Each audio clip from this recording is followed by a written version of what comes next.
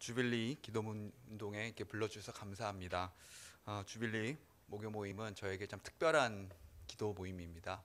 2004년부터 2010년까지 처음 주빌리가 시작했을 때 제가 이제 사랑의 교회 대학부를 섬기면서 그때 이제 부흥한국 팀과 같이 섬길 수 있었습니다. 처음에는 이제 금요일 날로 시작했었고요. 한 2년 지나서 이제 목요일 날 진행됐었는데요. 한 7년. 그래서 앞에 1회부터 한 350회까지를 앞에 나와서 또 기도 인도하고 말씀 듣고 또 하나님 앞에서 다짐하고 그랬던 그런 시간이 기억이 납니다. 하나님께서 이 기도 모임을 통해서 참 많은 일을 하셨던 것들을 기억합니다. 제가 이제 대학부 학생들을 좀 많이 이끌어 오면서 같이 기도했었는데요. 그때 참여했던 학생들이 기도하면서 자기의 삶을 특별히 하나님께 그리고 북한과 통일을 위해서 드리는 그런 아름다운 모습을 많이 봤습니다. 하나님은 특별히 기도하는 사람들을 먼저 변화시키시는 것을 저는 체험했습니다. 다른 어떤 것을 변화시키기 전에 기도하는 사람의 마음을 변화시키시고 그들에게 소명을 주시고 또 하나님의 나라를 위하여서 하나님의 부르심을 위하여서 일하게끔 하시는 바로 그 현장이 이 주빌리 기도 모임이었습니다. 저도 이 주빌리 기도 모임을 섬기다가 또 북한을 위해서는 아니고 또 세계 열방을 위해서 섬기는 그런 선교의 사명도 받게 되었던 것 같습니다. 부흥팀과 함께 이 주빌리 안에서 연합하여서 단기 선교를 갔다가 그 선교 현장에서 하나님의 부르심을 또 경험하고 인생 한 40살부터 선교에 그렇게 또 헌신하게 되었는데요. 참 하나님께서 부르셨던 특별한 곳이고 또 하나님의 말씀을 들었던 곳이고 하나님의 사람들의 그 귀한 삶을 나눴던 곳이기에 너무나도 저에게는 영혼의 고향과 같은 곳입니다. 오늘 하나님의 말씀을 통하여서 다시 한번 주님께서 그러한 일을 이루어 주시기를 소망하면서 하나님의 말씀 나누고자 합니다. 오늘 제목은 하나님의 형상 회복이라는 제목으로 하나님의 말씀 증거하고자 합니다. 사람들은 자기가 어떤 존재인지 발견하는 것들을 즐거워하는 것 같습니다. 그리고 그것에 대한 많은 호기심이 있는 것 같습니다. 그래서 자기를 좀 객관적으로 확인하기 위해서 혈액형을 통한 자기 분석, 사실 뭐 4개의 혈액형을 통해서 사람이 얼마나 유형별로 분석되는 것인지 신빙성은 없지만 그래도 좋은 것들을 좋아하고요. 또 사상의학을 통해서 나는 뭐 소음인, 태양인 뭐 이런 것들을 통해서 자기의 건강을 테스트하는 걸 좋아하고요. 그것들을 조금 더 확대해서 9가지 유형을 통한 애니어그램을 통해 자기 자신이 어떤 존재인지, 그리고 그것에 어떻게 보면 요새 끝판왕처럼 많은 사람들이 또 찾아보는 것이 MBTI 16가지 성격 유형을 통해서 내가 어떤 존재인지 찾아보는 것 같습니다. 그런 걸 통해서 자기 스스로의 어떤 모습들, 자기가 어떤 사람인지 발견해 나가는 것들에 대한 어떤 즐거움과 쾌감이 있는 것 같습니다. 그리고 그러한 호기심의 어떤 궁극적인 질문은 도대체 인간이란 어떤 존재이고 어떻게 시작되었으며 왜 인간이 다른 모든 피조물들보다 다른 존재들보다 우월한 것인가, 아마 그것에 대한 궁극적인 질문도 던지는 것 같습니다. 근데 문제는 그 질문에 대한 답을 성경에서 찾지 아니하고 사람들은 다른 곳에서 찾는다는 것이죠. 주로 그런 질문에 대해서 해결을 받기 위해서 과학을 맹신합니다. 많은 사람들이 읽었던 책들 중에서 이기적인 유전자라든지 아니면 유발 하라리가 썼던 사피엔스, 호모 데우스 이런 책들을 보면 그런 사람들의 호기심에 대한 답을 해주는 것 같습니다. 사람이란 이 세상에 우연히 있었던 물질에서부터 시작되어서 그 물질이 이제 유전자로 개발되고 유전자가 살아남기 위한 그 몸부림을 통하여서 지금까지 오게 된 일련의 그런 진화의 과정이라는 것들을 들으면서 상당히 그 부분에 대해서 일리 있어 하는 것 같습니다. 근데 그 책에 어디에서도 인간이 이 세상에서 참 특별한 존재, 모든 만물을 다스릴 수 있는 권한을 가지고 세상 어떤 것보다 더욱더 값진 존재라는 답을 내려주진 못합니다. 유발 하라리 스스로도 인간 스스로가 특별한 능력을 가지고 있었기 때문에 지금 이 많은 것들을 다스리고 있지만 어떤 돼지라든지 어떤 다른 존재보다 특별히 우월한 존재라는 것들을 입증할 수 있는 방법은 없다라고 그의 책에서 쓰고 있는 걸 보게 됩니다. 이런 것들에 대해서 귀를 기울이면서 사람이 내리게 되는 결론은 무엇이냐? 나는 특별할 것이 없는 우연적인 존재. 무엇인가 어떠한 특별한 의미를 부여할 수 없는 그냥 우연히 지금까지 흘러온 존재라는 것에 대해서 또 스스로에 대한 허무한 답을 찾게 되는 것 같습니다. 그러다 보니 자기의 삶이 더 이상 살아갈 이유를 찾지 못하고 힘들어질 때 너무나도 쉽게 자기의 생명을 끊어버리는 그런 극단적인 선택을 하는 거에 대한 어떤 베이스가 이런 데서 깔리는 것이 아닌가 생각해 보게 됩니다. 그러나 오늘 읽었던 창세기 1장 말씀은 바로 성경을 쓰면서부터 사람이 어떤 존재인지 분명히 우리 가운데 알려주고 있습니다. 하나님께서 천지를 창조하셨습니다. 하나님께서 세상 천지 만물을 창조하시며 보시기에 좋았더라고. 하나를 만드시면서 좋았더라. 그 좋았더라는 단어, 토브란 단어는 선하고 완벽하다라는 그런 뜻인데요. 그런 선한 세상을 만들어 놓으시고 특별히 하나님께서 사람을 또한 만드시는 장면을 성경에 기록해 주고 계십니다. 오늘 읽은 말씀을 보면 사람은 하나님의 형상을 따라 지음받았다라고 기록되어 있습니다. 신학적으로 깊이 있게 들어가면은 끝도 없이 연구해야 될 이야기지만요, 좀 쉽게 접근해 보고자 합니다. 하나님의 형상으로 지음받았다는 것은 우리가 하나님을 가장 닮은 존재라는 것입니다. 그리고 세상 어떤 것보다도 하나님이 어떠한 존재인지 이 세상 속에서 가장 잘 드러내는 존재가 하나님의 형상이라는 것이죠. 우리가 누굴 닮았다라는 표현을 씁니다. 제 아들이 둘이 있는데요, 참 공평하게도 큰아들은 엄마를 닮았고 둘째 아들은 저를 닮았습니다. 둘째를 보면은 그냥 저를 본 것 같다고 생각하고 사람들이 그렇습니다. 외모만 뿐만 아니라 성격도 닮았습니다. 큰아이는 엄마를 닮았고 작은 아이는 저를 닮았습니다. 그래서 아이를 보면서 저의 많은 모습들을 쉽게 들여다볼 수 있게 되는데, 사람이 그런 존재라는 것이죠. 사람은 하나님이 어떤 분인지 가장 잘 드러내는 존재로 이 세상에 만들어짐을 받았습니다. 이런 것을 한마디로 참 잘 정리했던 한 문장이 있어서 소개를 해드리고 싶은데요. 아마 자막이 준비되어 있을 텐데요. 2세기에 교회를 인도하였던 이레니우스라는 교부가, 원래는 라틴어로 쓰였기 때문에 저렇게 영어로 써있진 않았겠지만요, 영어로 된 표현을 참 제가 처음에 듣고서 너무 감동을 받았는데, The glory of God is a man fully alive. 번역하자면 하나님의 영광은 생명으로 충만한 사람을 통해 드러난다. 어떤 번역을 보면 A man fully alive is the glory of God, 순서가 바뀌어 있기도 한데요, 하나님의 영광은 생명으로 충만한 사람, 바로 그것을 통해서 드러난다라는 그 이레니우스의 표현입니다. 바로 하나님의 영광을 드러내는 최고의 존재가 다름 아닌 사람이라는 것이죠. 우리는 하나님의 영광을 이 세상 피조물을 통해서 또한 경험하게 됩니다. 여러분, 아름다운 자연을 보면서 우리는 감탄하게 되어 있습니다.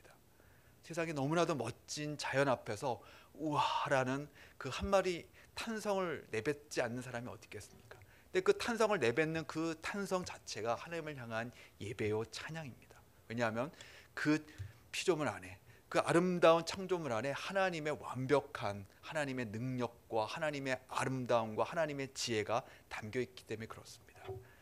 저희는 가을을 지나왔습니다. 가을의 그 형형색색 얼마나 예쁜 단풍을 저희가 보고 즐겼습니까? 참 그 색감이라는 것은 어떠한 사람이 표현한다 할지라도 표현할 수 없을 만큼 너무나도 찬란하고 아름답고 다채롭고 참 봐도 질리지 아니하는 그런 아름다움입니다. 그랬던 단풍들이 다 떨어져서 지금은 앙상한 가지로 남아있지만, 또 그런 세상에 하얀 눈이 덮이기 시작한다면 이 세상은 완전히 다른 모습으로 변하게 되면서 눈이 덮인 하얀 세상을 보면서 우리는 또 한 번 찬탄하게 되어 있습니다. 아마 그런 크리스마스를 우리가 아마 기다리고 있을 것 같습니다. 화이트 크리스마스. 근데 그러한 세상을 보면서 우리는 또 한 번 이 세상을 아름답고 완벽하게 지으신 하나님을 느끼게 되는 것이죠. 그리고 그렇게 겨울이 지나가고 길게 앙상했던 가지가 이제는 푸릇푸릇 싹을 내기 시작하고 꽃이 피기 시작하면서 또 한 번 생명이 움터오르는 바로 그 시절, 우리의 마음속은 깨어나게 됩니다. 사실 사람이 각박하게 살지 아니하고 좀 더 영이 깨어있기 위해서는 자연을 많이 경험해야 되는 것 같습니다. 사실 자연 속에 살다 보면 자연스럽게 이런 하나님의 영광, 하나님의 능력들을 경험하면서 우리 영이 깨어나게 되는데, 이 콘크리트 벽 속에서 맨날 컴퓨터 앞에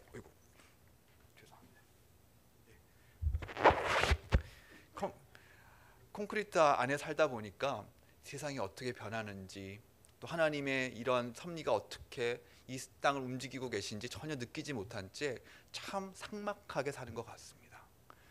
이 세상 천하 만물은 하나님의 영광을 드러냅니다. 그렇지만 그 만물보다 더 확실하고 더 멋지게 하나님이 어떤 분이신지 드러내는 존재로 하나님은 사람을 선택하신 것입니다. 그럼 한번 상상해 보십시오. 하나님께서 선택하여 사용하셨던 그 사람들을 통하여서 하나님이 어떤 분인지 얼마나 멋지게 드러나고 있는지. 저희는 다윗이 골리앗을 물리치는 그 장면을 볼 때마다 그 아름다운 장면 속에서 하나님께서 일하시는 그 현장, 그리고 하나님의 사람이 얼마나 놀랍게 하나님이 어떤 분인지를 드러내는지를 묵상해 보게 됩니다. 전혀 기골이 장대한 그 골리앗 앞에서 전혀 위축되지 아니하고 만군의 하나님의 이름으로 향해서 나가는 그 용기와 그 멋진 기백, 그리고 하나님의 그 능력, 힘, 파워, 이 모든 것들을 보여주는 다윗의 모습 속에서 우리는 하나님을 보게 됩니다. 하나님이 얼마나 크고 놀랍고 영광스러운 분이신지. 바벨론의 공권력 앞에 전혀 굴하지 아니하고 죽음을 선택하며 사자굴에 들어갔지만 그 사자의 입을 막으시는 하나님을 당당하게 경험하면서 하나님의 사자 다니엘아 네가 살아있느냐라고 왕이 외쳤을 때 그 왕 앞에 당당하게 걸어나가는 그 다니엘의 걸음 속에서 우리는 또 하나님의 영광을 보게 됩니다. 천하 만물 모든 피조 세계를 다스리고 계시는 그 하나님의 그 영광을 몸소 친히 보여주는 한 사람의 모습. 복음을 위해 생명조차 귀한 것을 여기지 아니하고 한평생을 살아갔던 바울, 또 예수께서 부르셨을 때 거침없이 바다 위를 걸어갔던 베드로, 그 한 사람 한 사람의 삶의 모습을 통해서 우리는 하나님께서 어떤 분이시고 하나님의 영광이 얼마나 놀라운지를 보게 됩니다. 그리고 그 최정점에는 예수님이 계십니다. 예수님은 어떤 분이십니까? 말씀이 육신이 되어 우리 가운데 같이 사시면서 하나님이 어떤 분인지 하나님의 영광을 우리 가운데 친히 보여주셨습니다. 독생자의 영광이요 은혜와 진리가 충만하더라. 예수님을 통하여서 우리는 하나님을 본 것입니다. 예수님의 제자가 주님 제가 하나님을 보기 원합니다라고 얘기했을 때 나를 본 것은 아버지를 본 것이다라고 말씀하신 것처럼 바로 그 삶 전체를 통해서 하나님이 어떤 분이고 하나님이 얼마나 아름답고 놀랍고 사랑이 많으시고 또 위엄이 있으시고 또 그렇지만 죄에 대해서 철저하신 분인지 예수님의 삶 전체가 하나님을 드러내 주신다는 것이죠. 그래서 바로 읽었던 아까 그 하나의 이레니우스의 그 말, The glory of God is a man fully alive. 하나님의 생명으로 충만한 그 사람은 하나님의 영광 그 자체, 그리고 바로 그것이 하나님께서 하나님의 형상으로 지음받은 사람에게 기대하신 모습이라는 것이죠. 그러나 문제는 무엇입니까? 우리는 이런 하나님의 생명으로 충만하지 못하다라는 것이죠. 하나님의 형상으로 하나님의 영광을 드러내기보다는 오히려 늘 축 처져 있는 어깨와 뭔가 힘에 빠져 있는 모습 속에서 하나님의 긍휼을 구하고 살지만 이 세상 가운데 하나님의 영광을 드러내는 존재는 뭔가 부족한 모습으로 우리가 살고 있지 않나 싶습니다. 우리에게 있는 가장 큰 문제가 무엇인 줄 아십니까? 그리고 오늘 우리가 붙잡고 기도해야 될 가장 큰 주제가 무엇인 줄 아십니까? 바로 우리에게 사망의 세력이 우리를 지배하고 있다는 것입니다. 사망은 죽음이 있는 곳에 바로 동일한데 그 사망의 세력은 죄로 말미암아 이 세상에 펼쳐지게 된 것입니다. 우리는 허물과 죄로 죽어 있었던 존재라고 성경은 말하고 있습니다. 죽어 있는 것, 바로 죄로 말미암아 죽어 있는 것이 우리에게 있어서 가장 큰 문제고 사람들에게서 가장 큰 문제인 것입니다. 성경은 세 가지 죽음에 대해서 말하고 있습니다. 바로 하나님의 아담과 하와가 범죄한 순간, 너희가 죄를 짓는 순간 죽으리라고 말씀하셨는데요. 바로 그 죄를 지는 순간 하나님과 단절됨으로 말미암아 영적인 죽음을 우리는 경험하기 시작하는 것입니다. 하나님으로부터 단절되고 생명의 근원이시며 우리의 모든 선한 것의 근원이신 하나님으로부터 단절된 순간 사람에게는 죽음이 찾아오기 시작한 것입니다. 그랬던 사람이 이제 이 땅을 살아가면서 젊었을 때는 그래도 생명의 그 기쁨을 누리지만은요 점점 육체의 죽음 앞에 다가가고 있습니다. 모세는 사람이 인생이 70이요 강건하면 80이라고 시편 90편에서 얘기했지만 요새는 조금 길어졌습니다. 한 100세 시대가 되다 보니까 시편의 말씀도 요새는 조금 다르게 해석해야 되는데요. 그 100세 시대의 딱 절반이 제가 이제 50세가 됐는데 50에 들어서다 보니까 죽음의 권세가 저를 지배하는 것들을 조금씩 경험합니다. 예전에는 그렇게 잘 보이던 작은 글씨도 왜 안경을 벗고선 봐야 되는지, 이제 눈도 침침해지고 손들기도 힘들어지는 그 오십견이 참 기가 막히게 50살 되니까 찾아오기도 하고, 점점 더 몸이 고장나면서 몸이 죽어가고 있구나라는 것들을 느끼게 되는 것이죠. 이렇게 점점 육체의 죽음에 치닫다가 결국은 우리의 영과 육이 분리되는 육체의 죽음의 순간이 언젠간 찾아오게 될 것입니다. 근데 그것으로 끝나는 것이 아니라 한 번 죽는 것은 사람에게 정하신 것이요, 그 위에는 심판이 있는데 그 심판을 통해서 하나님과 영원토록 분리된 영원한 죽음이 우리 가운데 찾아온다는 것이죠. 죄로 말미암아 찾아온 죽음 때문에 우리는 하나님의 생명으로 가득 차 있지 못합니다. 아예 생명 없이 죽음의 권세가, 사망의 권세가 우리를 지배하게 된 것이죠. 그러다 보니까 하나님의 형상으로 이 땅 가운데 하나님의 영광을 드러내기는커녕 죽음의 권세, 사망의 그 기운에 눌려서 살아가고 있는 그런 존재가 돼버렸습니다. 우리 이 시간 바로 하나님께서 이 땅 가운데 사람을 창조하시며 계획하셨던 바로 그 모습으로 우리가 돌아가길 소망했으면 좋겠습니다. 하나님, 하나님의 형상으로 우리를 회복시켜 주십시오. 특별히 이 시간에 우리가 붙잡고 기도하는 것은 이 한반도 땅 안에, 하나님의 이 남한 땅에도 죽음의 권세가 가득 차 있지만 하나님, 저 북한 땅에도 가득 차 있는 권세, 죄의 권세, 죽음의 권세 때문에 하나님의 형상이 철저히 파괴되어 있는 하나님의 우리 북한 동포들을 긍휼히 여겨 주시고 그 땅 가운데 하나님의 생명의 기운을 불어넣어 주시옵소서. 그 간절한 마음을 가지고 오늘 기도하는 이 시간 되었으면 좋겠습니다. 그렇다면 우리가 어떻게 하나님의 생명으로 충만해져서 하나님의 형상을 회복할 수 있겠습니까? 첫 번째로 하나님의 형상은 창조주 하나님을 알게 될 때 우리는 회복할 수 있는 것입니다. 예수님께서 요한복음 17장 3절에 이렇게 말씀하셨습니다. 영생은 곧 유일하신 참 하나님과 그의 보내신 자 예수 그리스도를 아는 것이니이다. 우리 가운데 생명이 어떻게 다시 임하기 시작할 수 있습니까? 죽었던 우리 가운데 어떻게 생명이 임하여 그 영원한 생명을 살 수 있습니까? 유일하신 참 하나님과 그의 보내신 자 예수 그리스도를 알 때, 바로 그때 우리 가운데 생명이 임하는 것입니다. 바로 이것은 우리가 영생을 얻는 방법이기도 하지만 영생의 목적, 영생 그 자체가 무엇인지에 대한 정의이기도 합니다. 어떻게 우리가 생명을 얻을 수 있습니까? 유일하신 구원자 예수 그리스도를 알 때 우리의 죄가 용서받고 우리가 사망에서 생명으로 옮길 수 있는 것입니다. 그리고 나서 영원한 생명이란 무엇입니까? 그 풍성하신 하나님을 평생 동안 영원토록 알아가며 그분의 그 지극하신 사랑과 자비로우신과 지혜로우신과 그분의 그 넓은 자비의 마음을 영원토록 알아가는 것이 영생이라고 말하고 있습니다. 우리가 하나님은 영원히 알아도 다 알 수 없는 그런 무한하신 분이시기 때문에 우리는 영원한 그 시간을 통해서 하나님을 알아가는 것입니다. 바로 그렇게 하나님을 알아가기 시작할 때 우리의 삶을 통하여서 우리의 모습이 변할 것입니다.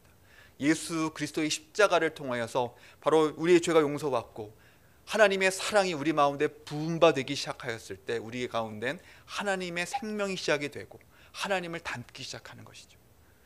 우리 같은 죄인을 용서하시는 그 극진하신 사랑, 아들을 아낌없이 우리를 위해서 기꺼이 십자가에서 못 박으시는 그 하나님의 사랑을 깨닫기 시작할 때, 그리고 우리를 위해 기꺼이 자기를 희생하시는 그 하나님 예수 그리스도의 그 크신 사랑을 우리가 깨닫기 시작할 때 우리 마음속에서 비로소 하나님이 어떤 분인지 깨닫게 되면서 하나님의 형상이 회복되기 시작하는 것입니다. 그리고 우리가 조금씩 그분을 닮아가기 시작하면서 우리 안에서도 동일하게 예수님의 흔적이 나타나기 시작하겠죠. 용서하기 시작하고 다른 사람을 위해서 배려하기 시작하고 희생하면서 기꺼이 다른 사람을 위해서 살아갈 수 있는 그 삶의 모습으로 변화가기 시작하는 그 모습이, 그것이 하나님의 형상의 회복이라고 저는 믿습니다. 하나님의 형상이 회복되기 위해서는 바로 참 하나님과 그의 보내신 예수 그리스도를 아는 바로 이 지식에서부터 시작됩니다. 그리고 이 지식은 성경을 통해서 우리는 얻을 수 있습니다. 근데 우리가 북한을 위해서 간절히 기도해야 될 바로 기도의 제목이 저는 이거라고 생각됩니다. 바로 유일하신 참 하나님과 그의 보내신 자 예수 그리스도를 바로 아는 이 참 지식을 철저히 맡고 있습니다. 바로 그 땅에 살아가면서 성경 한 권을 소유함으로 말미암아 어떠한 형벌이 또 어떠한 삶이 펼쳐질지 우리는 들어서 잘 알고 있지 않습니까? 수용소에서 평생을 노동하며 또한 그의 고생하며 살아가는 그 수많은 이야기들을 듣게 됩니다. 우리 가운데 유일한 생명을 주시고 형상을 회복시켜 주신 이 참된 진리의 말씀을 접근하지 못하도록 막고 있는 그 악한 세력들, 바로 그것은 또한 영적인 전투라고 저는 믿습니다. 그 말씀이 읽혀지기 시작하고 생명이 들어오기 시작했을 때 어둠의 권세, 죽음의 권세, 사망의 권세가 깨질 것들을 두려워했던 바로 사단이 그 강한 힘으로 말미암아 악한 정권을 이용하여서 계속해서 틀어막고 있는 것들을 보게 됩니다. 다른 어떤 것이 아니라 하나님, 우리를 살리는 이 생명의 말씀이 증거될 수 있도록 하나님 북한 땅을 살려주시고 북한의 형제들이 하나님의 형상으로 회복되기 위하여서 하나님의 이름, 우리에게 구원을 주시는 유일한 이신 예수 그리스도 이름을 듣도록 주님께서 그 땅을 살려주시옵소서. 그것이 우리의 기도 제목 되었으면 좋겠습니다. 두 번째로 우리가 어떻게 하나님의 형상을 회복할 수 있습니까? 바로 하나님께서 맡기신 사명을 깨닫게 될 때 하나님의 형상으로 우리가 회복될 거라고 믿습니다. 하나님은 하나님의 형상으로 지음받은 사람에게 일을 맡기셨습니다. 사명을 주셨습니다. 바로 그것이 오늘 읽었던 말씀이지요. 28절을 다시 읽으면 하나님이 그들에게 복을 주시며 하나님이 그들에게 이르시되 생육하고 번성하여 땅에 충만하라. 땅을 정복하라. 바다의 물고기와 하늘의 새와 땅에 움직이는 모든 생물을 다스리라 라고 말씀하셨습니다. 하나님께서는 하나님의 형상을 따라 지음받은 사람에게 사명을 맡기셨습니다. 바로 하나님께서 아름답고 완벽하게 지으신 이 땅을, 이 지구를 더욱더 발전시킬 바로 그런 문화 명령을 우리 가운데 허락하셨죠. 하나님께서 우리에게 주신 명령은 우리에게 일하라고 명령하신 것입니다. 하나님께서 창조의 능력을 가지고 무에서 유를 만드셨지만 우리는 무에서 유를 만든 능력은 없습니다. 그러나 하나님이 만들어 놓으신 이 아름다운 세계를 더 발전시켜 나가는 그러한 능력으로 이 하나님의 창조에 동참하게 되면서 하나님의 그 기쁘심에 동참할 수 있는 것이죠. 하나님이 이 세상을 만드시면서 그 세상을 보시기에 좋았더라고 말씀하셔 만족하는 것들을 보게 됩니다. 항상 일하고 또 노동을 통해서 주어지는 가장 큰 보람이 있다면 그것은 자기를 만족하게 느끼고 또한 그걸 통해서 보람과 행복을 느끼게 된다는 것이죠. 바로 하나님이 일하시고 그 일을 통해서 만들어 놓으신 결과물을 통해서 하나님은 너무나도 즐거워하셨습니다. 그리고 사람들이 살기에 가장 좋은 환경을 만들어 놓으시고 사람을 지어 놓고서는 하나님은 심히 기뻐하셨습니다. 그리고 그런 기쁨에 동참하도록 하나님의 형상으로 지음받은 사람에게 일을 맡기셨던 것이죠. 그래서 하나님께서 맡기신 일, 하나님의 사명에 동참하는 것은 사실 기쁨이었습니다. 축복이었습니다. 그리고 사람에게만 주어진 특권이었습니다. 하나님의 형상으로 지음받았기에 그 하나님의 창조의 능력이 사람에게 있고 지혜가 사람에게 있기에 다른 어떠한 피조물에게는 없는 문화를 창조할 수 있는 능력이 있었던 것이죠. 가끔 동물들도 집을 짓지만 동물들이 집을 짓는 그 능력이 시대를 따라서 발전했다는 능력을 얘기를 들어본 적이 없습니다. 비버도 집을 짓고 새들도 집을 짓지만 시대에 따라서 항상 똑같습니다. 그렇지만 사람들은 하나님이 주신 창조의 능력이 있기 때문에 얼마나 아름다운 그 방법을 통해서 건축과 어떤 예술의 방식들을 집어넣으면서 훨씬 계속해서 발전시켜 나갔던 것들을 보게 됩니다.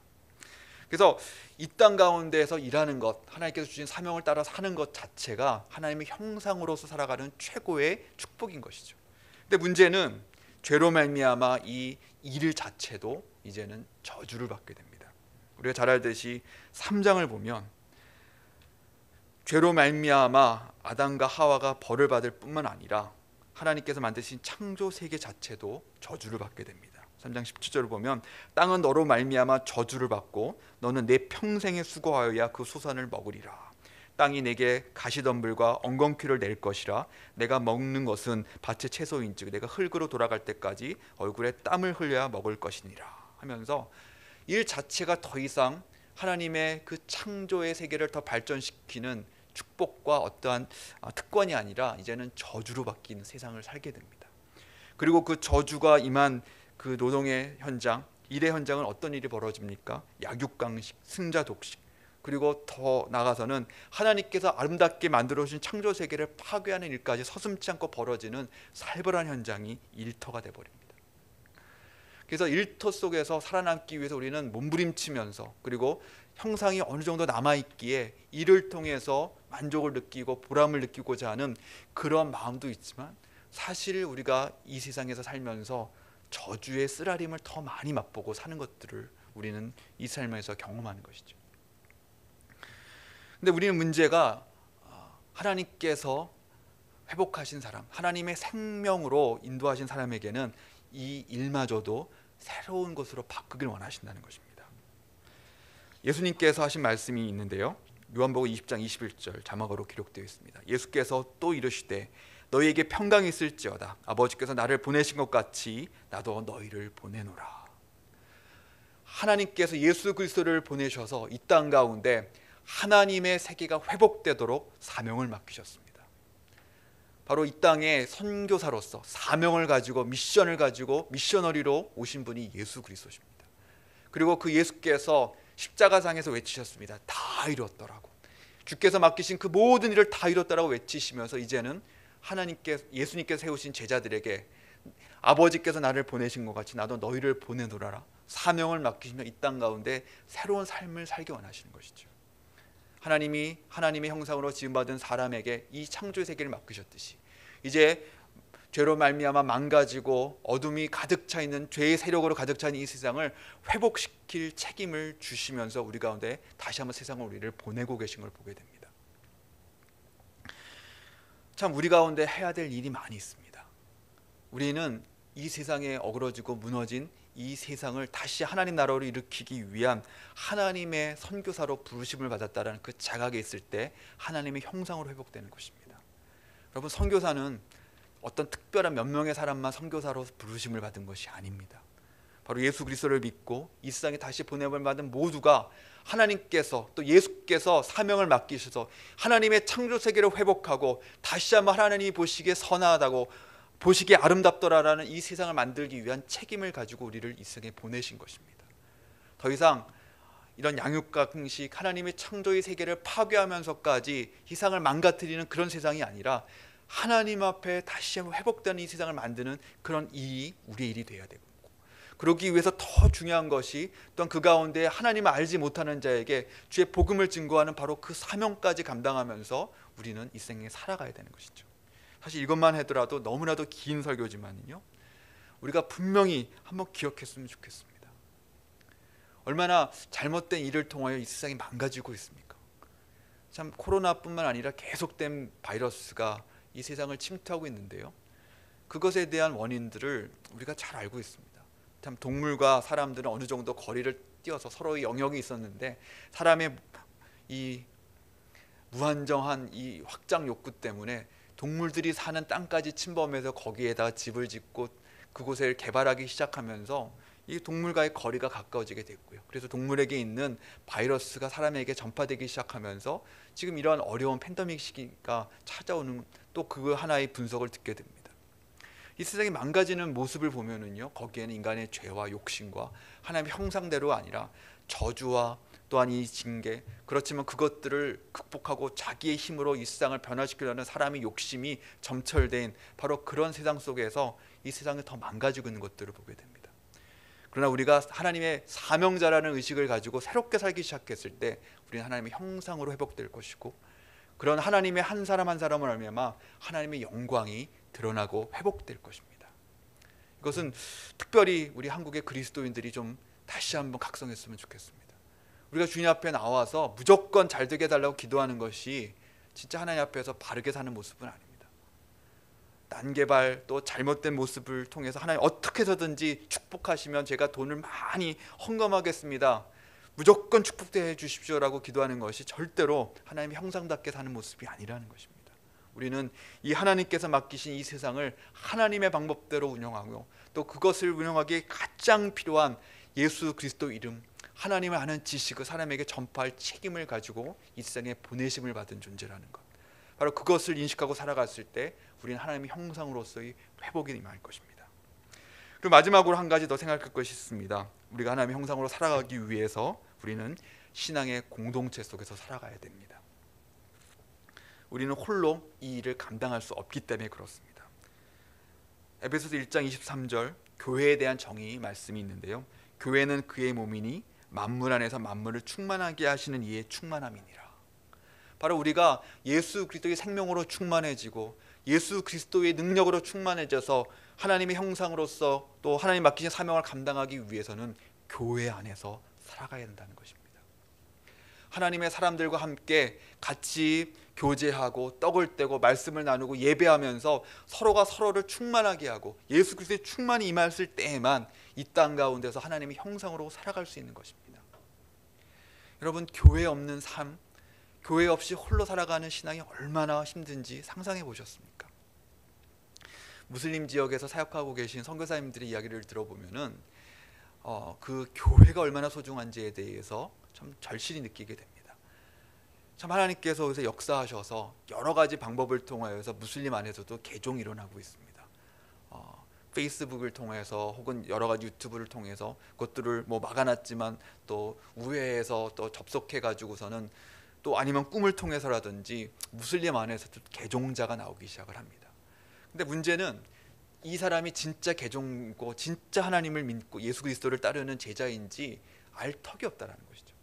이 교회를 탄압하기 위해서 거짓으로 또 개종된 사람들이 교회로 들어와 가지고 그 교회를 무너뜨린 일들이 많이 있기 때문에 새로운 신자를 받아들임에 있어서 극도로 조심하는 것이 무슬림 사회입니다. 그래서 신앙 공동체에 소속된다는 것은 진짜 오랜 시간이 걸린다고 하더라고요.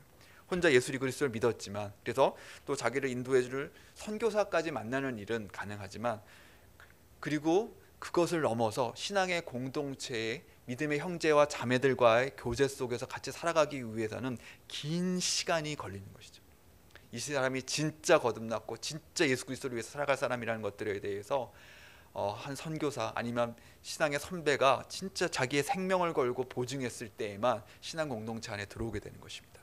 그렇게 예수님을 믿는 사람들과 함께 모이기 시작하여서 이제 혼자 드리는 찬양이 아니라 같이 찬양 드리고 같이 예배하기 시작했을 때 그때 느끼는 감동과 전율은 어떻게 표현할 수 없는 그 충만함이라고 간증하는 것들을 듣게 됩니다. 근데 이렇게 모이기 힘든 교회 모습이 지금 우리 가운데도 펼쳐지고 있는 것이 너무나도 안타깝습니다. 하나님께서 코로나를 통해서 여러 가지 우리의 모습들을 돌이키게 하시고 또 많은 것들을 깨우치게 하시고 회개하게 하시고 돌이키게 하시고 이걸 사용하고 계시다고 믿습니다. 그렇지만 교회는 항상 모이기에 힘써야 된다고 저는 또 믿습니다. 모여서 하나님의 백성들이 하나님의 말씀으로 충만해지고 기도로 충만해지고 또 서로를 경념으로 충만해짐으로 다시 한번 세상에 나갈 힘을 얻는 이 교회파가 없이는 우리는 하나님의 형상으로 이 땅 가운데 살 수 없기 때문에 그렇습니다. 그리고 우리의 가장 큰 기도 제목이 있다면 하나님, 무너진 북한의 2,500여 교회가 다시 한번 세워지게 하여 주시기를 원합니다.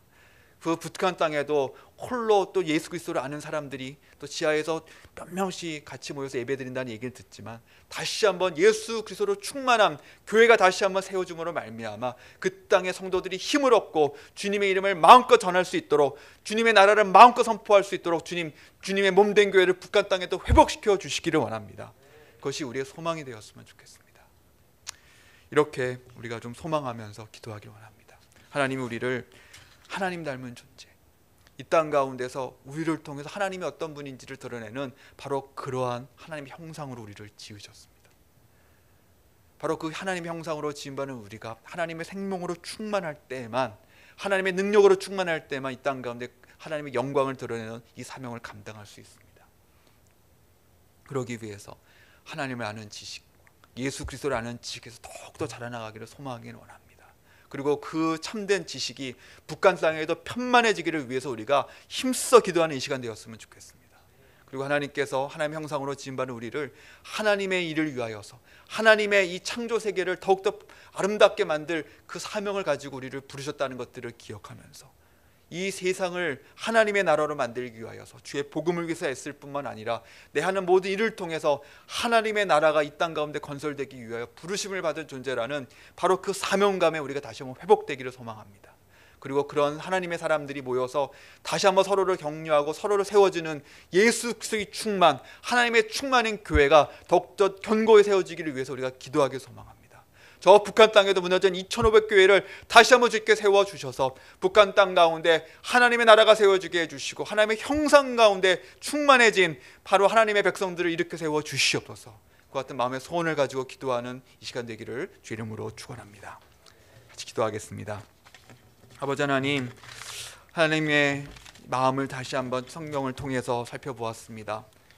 이 땅 가운데 사람을 만들며 하나님의 형상으로 지음받은 하나님의 사람들, 또 그 하나님의 형상으로 지음받은 사람이기에 아들 예수 그리스도까지 희생하시며 우리를 구원하기를 기뻐하셨던 그와 같은 엄청난 존재인 우리 자신들 다시 한번 돌아보게 됩니다. 그럼 우리가 하나님의 영광을 드러내는 존재가 되기 위하여 하나님 아는 것으로 또 채워주시옵시고, 하나님께서 맡기신 사명 가운데 우리가 새로워지게 해주시고, 또 하나님의 백성들이 하나 되어서 예수 그리스도로 충만한 교회가 다시 한번 힘을 얻어서 이 땅 가운데 하나님의 형상으로서 우리가 살아가게 하여 주시옵소서. 북한 땅 안에 그 놀라운 일을 이루시기를 소망합니다. 우리가 목 놓아 기도할 때 하나님께서 속히 이를 이루어 주시옵소서. 주 예수 그리스도 이름으로 기도드리옵나이다.